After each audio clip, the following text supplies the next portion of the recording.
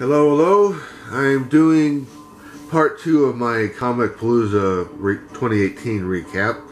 The first one dealt with autographs, signatures, and prints. This one will deal with the comic books that I picked up.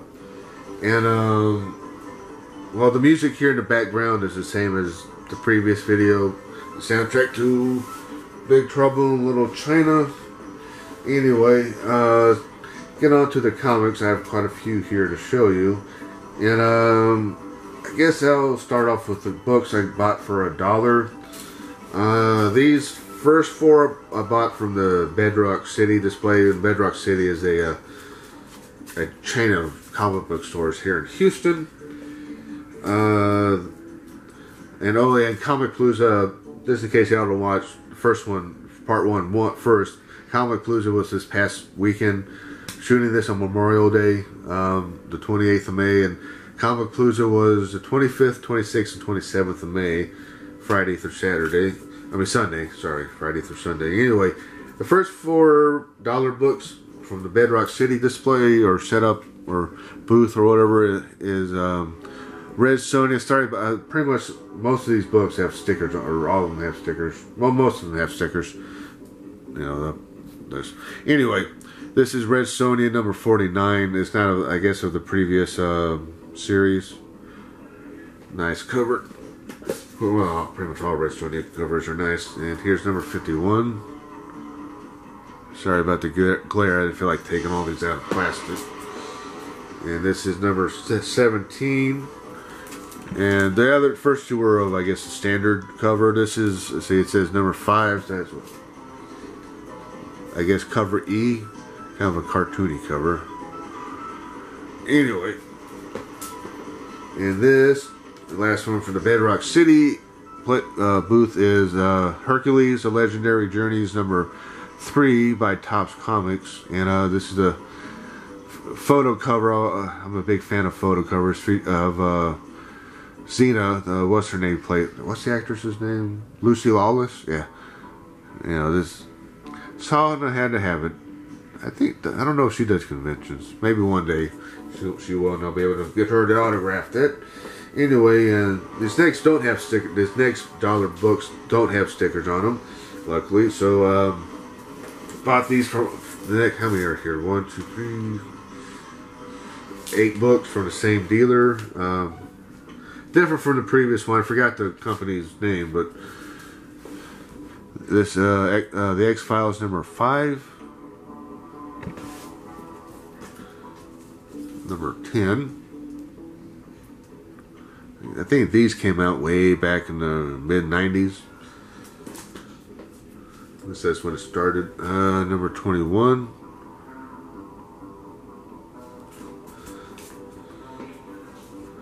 Number 30. Number 31. And let's see, the next one is of the X-Files, but it's quote-unquote season 10. This is, I guess, came out with the last, I don't know, 2 or 3 years, and this is a subscription photo cover featuring Gillian Anderson as Agent Scully. And let's see, we got Dark Horse presents, I guess it deals mainly with Serenity, the Serenity comic. And the last one from this batch is the House of M number 1. I guess one of the variant covers. It's a wraparound cover. I'm not sure who did this cover. Maybe someone in the comics section can tell me. It's a nice cover. And these next 1, 2, 3, 4, 5, 7 books. Yeah, 7 books are all from another vendor. And they're all Big Trouble in Little China. Now have the complete run of the first series of Big Trouble in Little China. Now the first 4 are numbers 1 through 4. I wasn't able to get those when I initially got back into comics. I had to get the trade paperback, and every trade for Big Trouble in Little China I think collects 4 issues. So this, I was able to read these in trade format way back a few years ago. But here's number 1, number 2. I guess these are all regular A covers. Number 3. And number 4. And the next 3 I'm about to show you, I've been looking for a long time for these. I no shop had these, and just finally found them with the same vendor, and I was thrilled. Yeah, I haven't read these at all in any way, shape, or form as a trade or as floppies. Here's number 9, number 10, and number 11. All A covers, I think. Yeah, so I think this ran for 25 or 26 issues, and I now have the entire run, which makes me very happy. And, well, I guess I'll save these others for at the end. Let me show you some of the other ones. Now, these are all various prices. Excuse me. This next 3 I bought from the same vendor. Got them for a total of $40. They knocked off $3. Would have been $43, but I was only charged $40. This is Dollface number 1. I have this as part of a trade paperback that collects the first 4 issues, but this is the first time seeing this issue. It's a supersized first issue, and this is not the A covers. I think it's a limited cover. I think it might be like the D or E cover. I forgot the artist's name, but yeah, I looked inside and it's a limited. I don't know how limited, but it's limited. The cover. I guess the first 2 covers were more or have a higher print one than this one. It's probably why it cost $20. It's a limited cover. And after that is this is the $15 book. You know, at the time when it first came out, it was free. It's a free comic book day of Zombie Tramp from 2014. I had gotten back into comics in 2015, so I wasn't able to get this way back then. Yeah, this I guess is this. I have, I think, the free comic book version from 2015 or 2016. So I have I guess the follow-up issue of this to this. Yeah. And I also have Zombie Tramp number 1. Now this is not this is, I guess, the first number 1 produced by Action Lab Danger Zone. This is not the one that was self-published by Dan Mendoza way back when.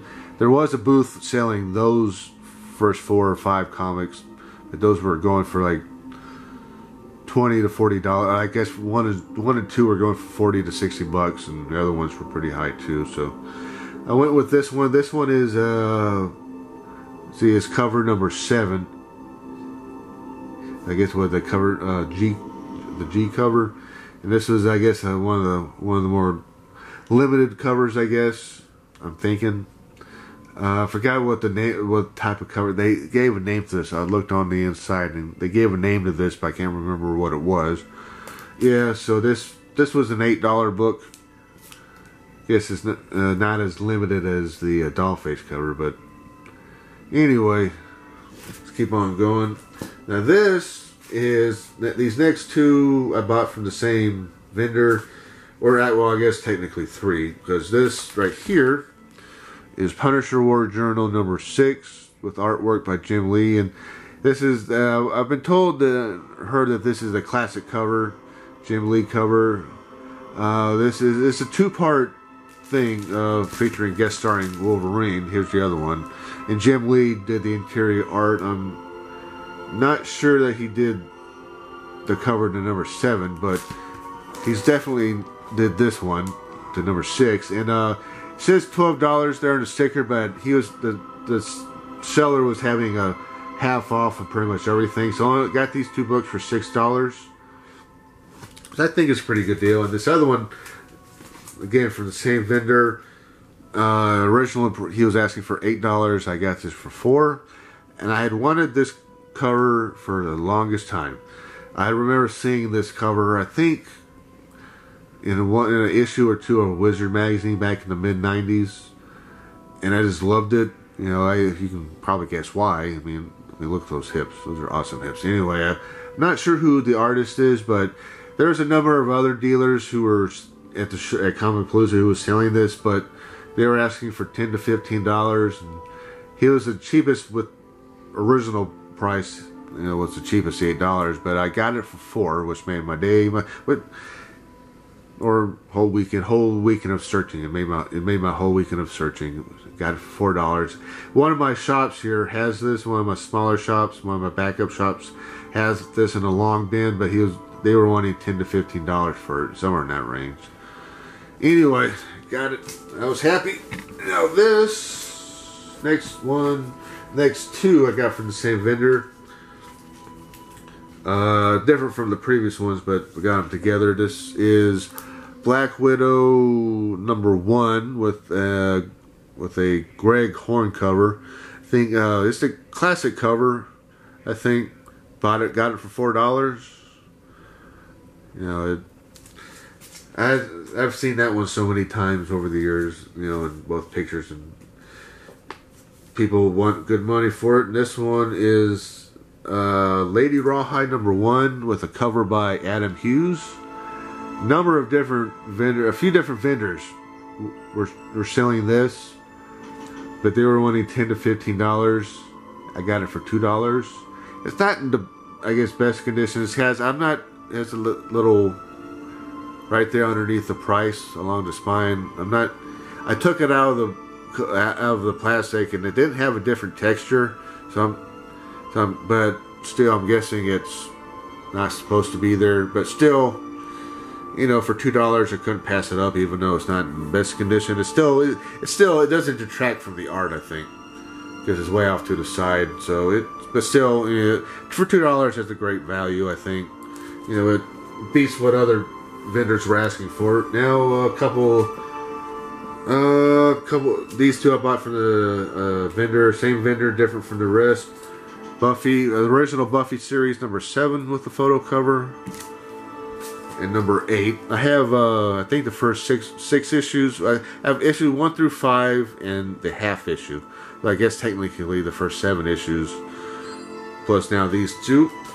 And next I bought from the last batch in plastic. I bought from the same vendor. All from the same vendor, called Best of Times Comics. This is Vampirella Strikes #1. Nice, I guess, cosplay photo cover. Got this for $3. Actually, he was having a half off sale for a number of things, and he originally asked for $1.50. Then he said, nah, just $1, so he didn't have to worry about giving me any quarters. So got that one for $1. Oh, actually, it was like anything $3 or less was half off. This, bought for $6, The Vengeance of Vampirella, is a cover by Quesada and Joe Quesada and I can't remember his first name, but Palmiotti. This is, I think, a classic cover. I'd seen this one, I think, in an issue of Wizard magazine back in the mid-90s, and I had always liked it. This is the first printing. This one, with green instead of red, is the second printing. And I bought this for $8. This supposedly has an autograph from Joe Quesada right there in the gold, right about in her, covering her hair, her ear. And it says here, oh sorry, autograph Joe Quesada. Supposedly that's real. I mean, I'll take them at their word. I mean, it looks authentic, and I guess he wrote Vampirella there. Anyway, for $8, you couldn't pass that up. And here is a nice one-shot limited pencil edition of Vampirella and Lady Death. Bought it for $7. Excuse me, $7. Not sure who did the artwork, but it's really nice. And here's another Adam Hughes cover. Vampirella Pinup Special #1. Bought for $3.50. And I remember seeing this well, again, had to bring up Wizard Magazine again. You know, they featured, I guess, in the mid-90s, featured this artwork somewhere on the interior. You got awesome maps there. Yeah, really good. And the last one is the trade paperback to The Big Fat Kill, A Tale from Sin City. Covers, I guess it collects those 5 issues, and this is, I think this was the original publishing of this first edition of this trade. I think, got it for $5. So, I mean, it's not in the best condition, but still it's readable and presentable. Anyway, I'm running a little short on time. Next up, let's see, Red 5 Comics was there, and I was able to pick up issues 2 through 4. I'd already had issue number 1 of Chasing Hitler, and I was able to pick up from them issues 2 through 4 of that series. So now I'm complete on that. That was issue 2. This is issue 3. This is issue 4 of 4. And they threw in some free stuff. This is issue number, what is it? Number 2 out of 4 of Kuli Pari. Never heard of it. And this is 7%, number 2. And the free comic book day version of something I already have, Kaiser Soze, number 1. I actually have the first regular 2 issues of this. And I asked the guy behind the booth when issues, 3, 4, and 5 are coming out, and says that the artwork is taking forever to do, and they're needing final approval from the publisher and also from the director who did that movie, The Usual Suspects, Bryan Singer. Because getting his approval can be difficult. Well, anyway, I'm running short on time here. That's it for my 2 videos covering Comicpalooza. Excuse me. If you liked what you saw, please hit the like button, subscribe, little notification bell so you get updates, share on social media, do that sort of thing, please. And until next time, have a good one. Thank you for watching.